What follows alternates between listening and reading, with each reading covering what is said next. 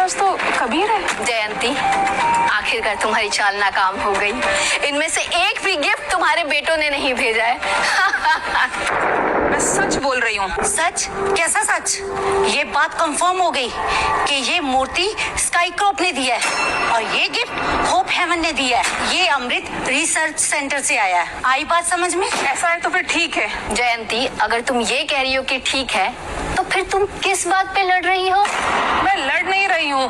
बस करो, क्या तुम्हें जरा भी शर्म नहीं आती? देखो बेटा, मुझे लगता है अब सचमुच बहुत हो गया, खत्म कर दो, बस करो। मैं सबको एक बात समझाने की कोशिश कर रही हूँ। शायद किसी ने इस अजीब बात पे गौर नहीं किया है। कौन सी अजीब बात? चलिए इस मूर्ति से ही शुरू करते हैं। तुमने क्या कहा था कि ये मूर्ति तुम्हें स्काई कॉप ने दी है? मैं आपको पहले ही बता चुका हूँ। क्या तुम्हारा स्काई कॉप से कॉन्ट्रैक्ट साइन हो चुका है? साइन तो नहीं हुआ, बट हम दोनों पार्टियां रेडी हैं और जल्दी ही साइन करेंगे। तो मुझे बताइए, ऐसी कौन सी कंपनी है जो कॉन्ट्रैक्ट साइन हुए बिना ही यूं करोड़ों का गिफ्ट दे देती है?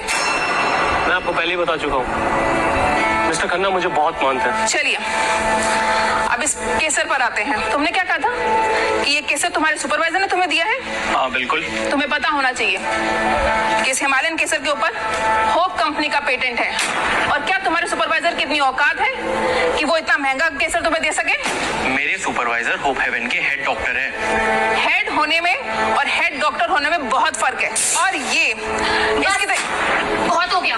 माँ, ये जयंती हमेशा ऐसे ड्रामे करती है क्या? जयंती को तो बचपन से ऐसे ड्रामे करने की आदत है, और अब ये हमारे परिवार के बीच आई है तो परिवार को मुसीबत में तो डालेगी ही।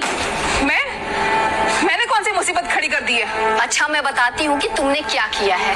तुमने कहा था कि ज्योति और मेरे बच्चे परिवार का मान सम्मान नहीं बढ़ाएंगे। तो अब तुम बताओ कि तुम्हारे तीनों लूजर कहाँ हैं?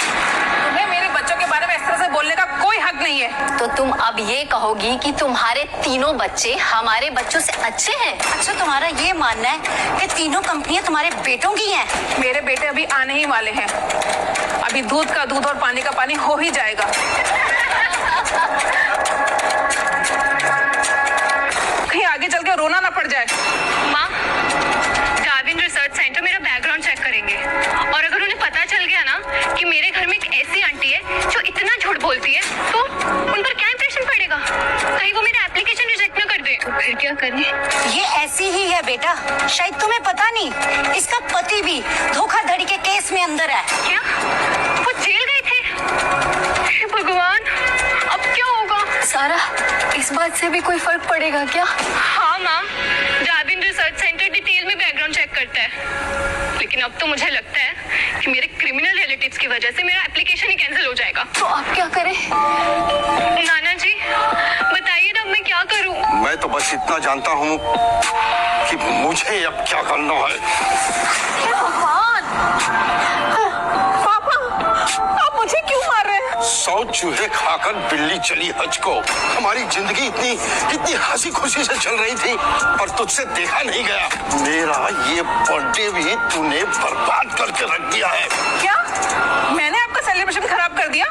और नहीं तो क्या, जब से तुम इस घर में आई हो तब से हमारा सुकून चैन तुमने लूट लिया है। अगर जितना ड्रामा होना था बस हो चुका है अब वो। अब अगर तुमने मेरे नातियों का फ्यूचर खराब करने की कोशिश की तो मैं तुम्हें नहीं बख्शूंगा। मेरे बच्चे पे तो आपके नाती है, इन्हीं की तरह। बस करो, तुम अपने झोला छाप बच्चों की इनके साथ कंपैरिजन कर रही हो। मैं बलदेव राणा यहाँ पर उपस्थित सभी लोगों के समक्ष ये ऐलान करता हूँ कि आज से मैं अपनी बड़ी बेटी जयंती को अपने खानदान से अलग करता हूँ। ये क्या बकवास कर रहे आज से ये मेरे लिए मर चुकी है। बहुत बढ़िया नाना जी।